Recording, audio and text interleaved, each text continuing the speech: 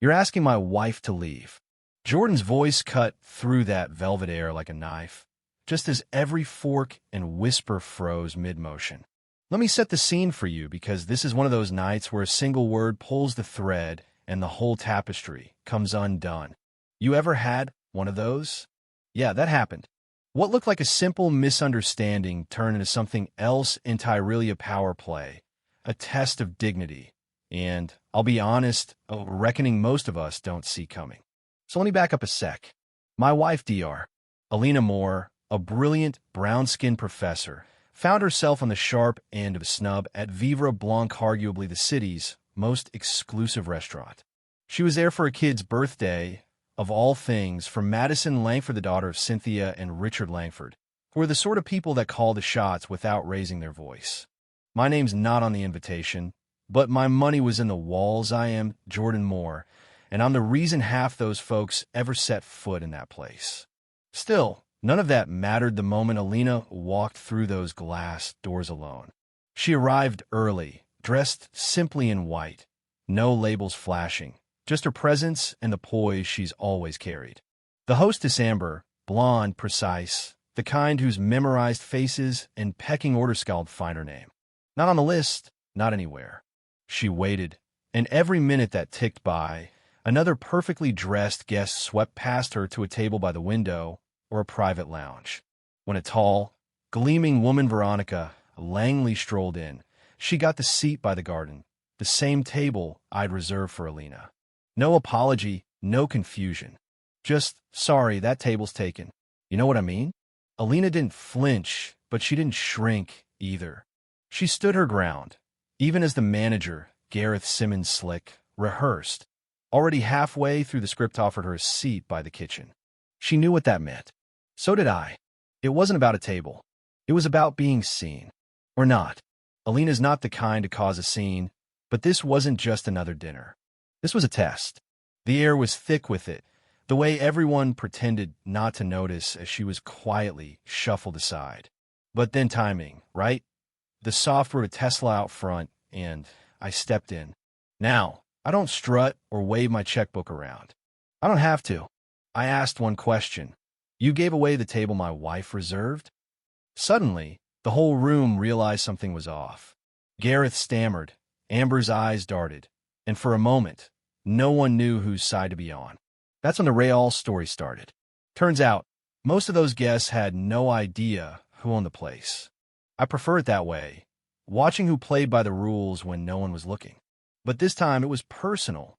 I stood next to Alina, let the silence fill the room, and then said, if she wasn't my wife, would her reservation have magically reappeared? The manager couldn't answer. Neither could Veronica Langley, sitting pretty at the stolen table, offering up a half-hearted smirk, pretending this was just a mix-up. But we all knew. That's when I let the room in on the secret I was the majority investor. This wasn't just my money, this was my name. And they'd buried my wife's dignity under a pile of old biases and pretty lies. The truth landed like a slap. Alina, who'd stayed calm all this time, finally said what needed to be said. This isn't about a chair. It's about principle. You only value convenience, and I'm not here to make you comfortable. Now, you'd think that'd be the end of it. But Gareth tried to regain control, bringing over 2 security guards like she was a problem, not a guest. It was laughable in a sick way. I told him, from now on, you and I are no longer manager and investor. We're on opposite sides of a lawsuit.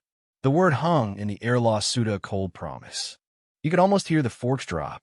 Alina, still standing, made it clear. You want to drag me out? Go ahead. But I've survived worse than this circus. That was it. The mask was off. Every guest in that room was suddenly part of something bigger, a collision of power, privilege, and the silent rules we pretend don't exist. Nobody reached for their drinks. Nobody dared look away. That night didn't end with us storming out or swallowing an apology. Instead, I demanded an emergency board meeting right there, 1 hour.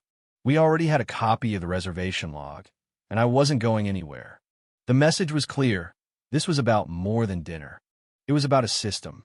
And for once, someone with the power to change it was willing to call it out. The boardroom was ice cold, leather and chrome, the sort of place built for backroom deals, not justice. I laid out the pattern 17 times in 6 months. Minority guests had their reservations disappear. In 12 of those, the same management overrode them for white socialites. The data didn't lie.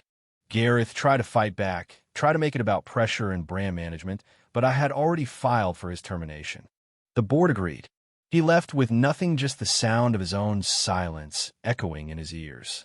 By dawn, the story had leaked. The press went wild. People came forward with their own stories, how they'd been shunted to the kitchen, how bad luck always looked the same. Yelp flooded with confessions. Even Alina posted a statement. Exclusion wears many faces, some smiling, some silent. But silence is never neutral. It spread like wildfire. Competitors called my new policies reckless. The staff, for the first time, spoke up. A young man named Isaiah, who'd been passed over twice for a promotion, was made head of guest relations on the spot. The velvet rope was gone, and so was the myth of neutral ground. Within a week, other businesses were auditing themselves, trying to stay ahead of the fire. Alina turned down interviews, submitted her story as an academic paper instead, and let the world debate what justice really looks like. The best part? A week later, she and I walked back into Vivre Blanc. The same doors, but the energy was different, open, wary but hopeful. Isaiah greeted her with real respect. The table by the window was hers, no contest. The menu, the staff, even the air itself felt lighter. When she sat, a small plaque on the wall caught her eye, Table 3, where elegance redefined the rules. No one needed to explain it. The room knew. As we left, staff and guests stood a little straighter, a little prouder. It wasn't about the food anymore. It was about finally being counted. About history sometimes, yeah, it really does have a receipt. So let me ask you, before you Gauho gets to decide who belongs and who gets sent to the kitchen, is it money? Power? Or is it the courage to stand your ground, to say enough, and let the room figure out what comes next? Drop your thoughts in the comments. Let's talk about where dignity begins and silence ends. Because sometimes the bravest thing you can do is refuse to be moved except forward.